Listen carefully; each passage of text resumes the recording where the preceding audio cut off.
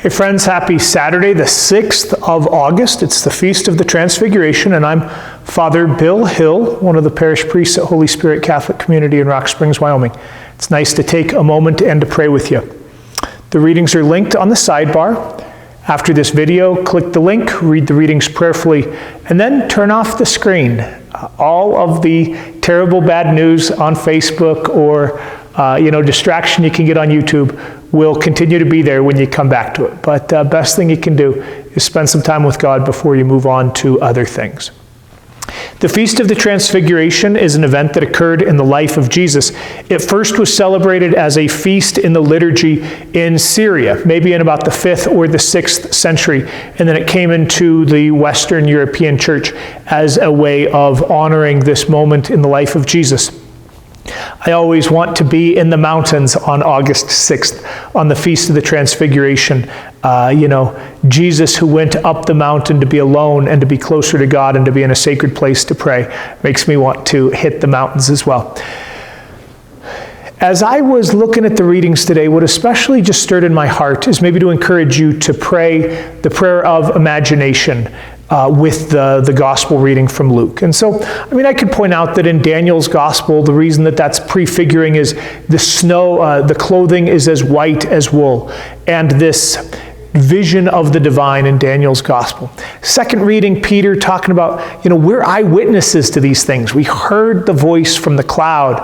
We saw the death. We saw the resurrection. These aren't myths. This is eyewitness testimony. But I don't know, especially just today, the Feast of the Transfiguration speaks to me about dwelling with Jesus in his revelation and seeing his glory shining forth.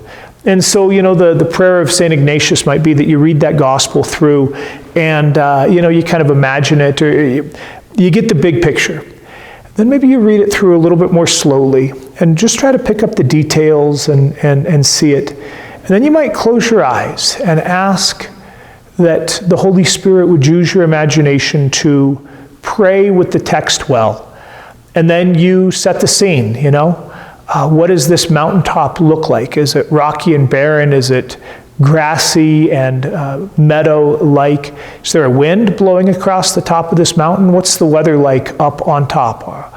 And can you see Jesus? What does Jesus look like? Is he dressed like pictures that you've seen from so long ago? Or is it more contemporary Jesus in the clothing of this age? How about these disciples, these close friends of Jesus? What are they looking like? How are they acting? Can you hear them? Can you smell them? Obviously, you can probably see them. What's that like? And then ask the Holy Spirit to put you in there, to place you, maybe as a person that's already there, maybe as a bystander, a fly on the wall. And then just allow the scene to roll, to unfold. What does it look like? What happens? What stirs in your heart? What stirs in your mind? And then after it all kind of unfolds, and spend some silence. Have a conversation with God about what you have just experienced and allow that to be what it will be.